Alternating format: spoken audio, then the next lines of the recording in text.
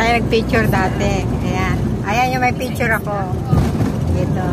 Sa bangin. Ah, dito. Oo. Yan yung ano, yung bumaba. Oo. Sigsag eh. Pwede ka magpalit araw-araw. Ay, ganon? Ganon? Talaga marami akong profile picture? Palit ka araw-araw ah. Para sulit. Sulit. Susulitin. Oo ah.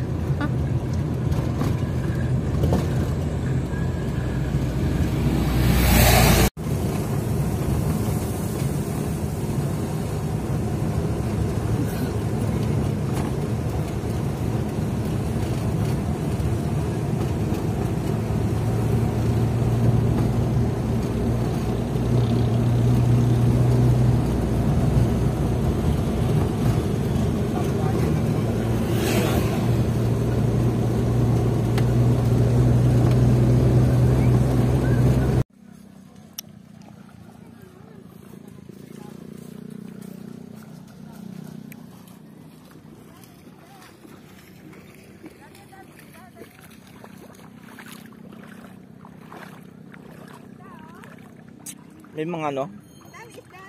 May mga isdang maliliit. Dami. Nakikisaya din.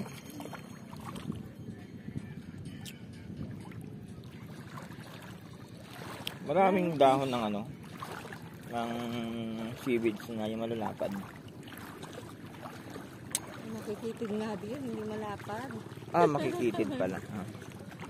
Hindi kasi ang seaweeds hindi ganyan eh. Ang tubig oh. Ang ano, parang tatapakan ang tigas oh. Parang hindi siya ano. Ang tigas ng kinatapakan, hindi siya oh. Kahit na mababa. Ang ganda, walang alon. Walang alon.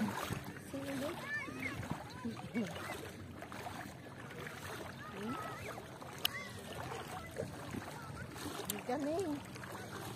Oh. Malalakad na lang doon oh. At yung ano oh, ox doon. Pag nag-low tide mamaya, pupuntahan natin yan. Wow. Ang ganda.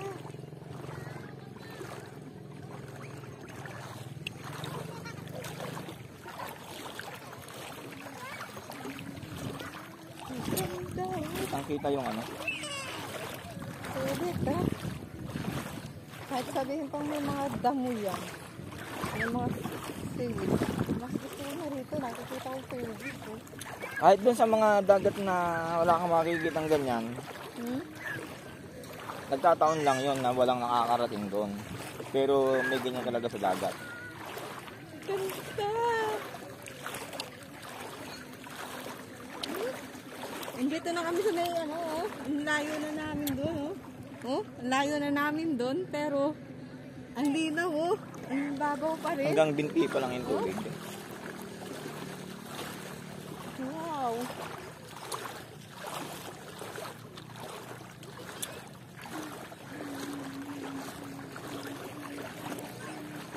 Ang linaw oh. Ang ganda. Nakakatuwa.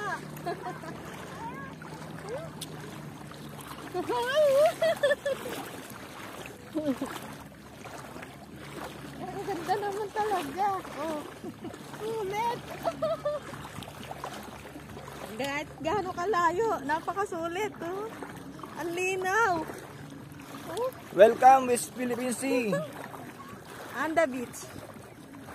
Tundol Beach.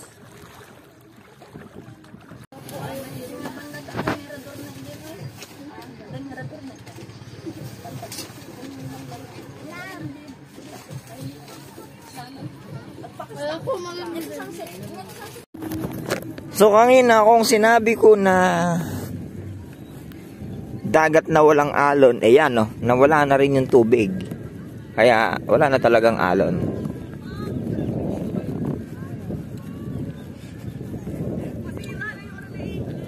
Oh.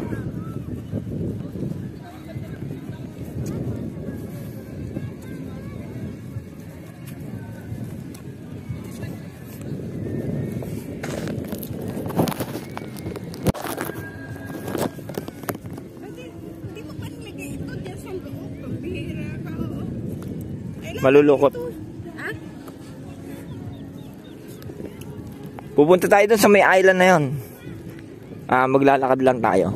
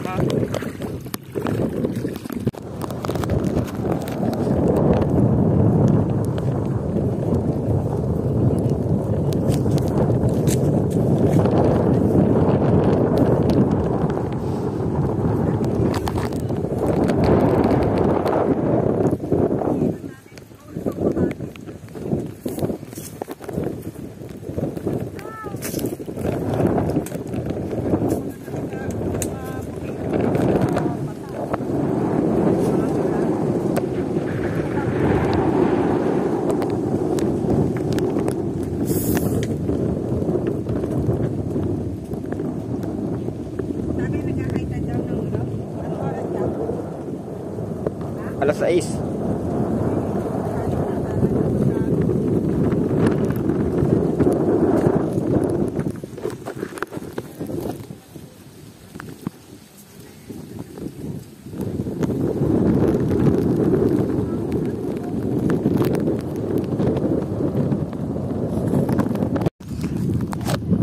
Sana makita niya yung drone niya. Oh, merong isang YouTuber dito na nag-crash yung kanyang drone. So, doon sa may banda roon, sana makita.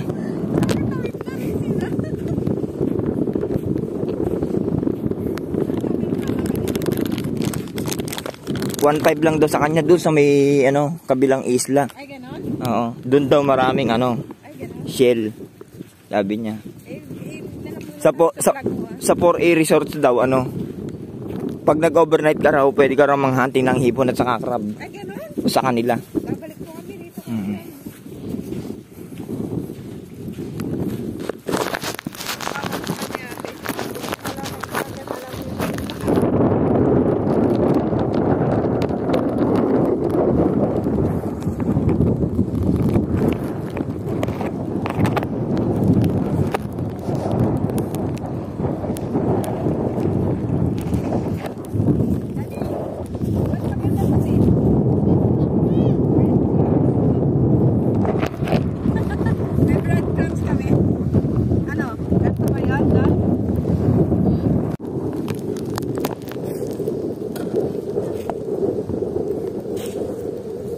Video.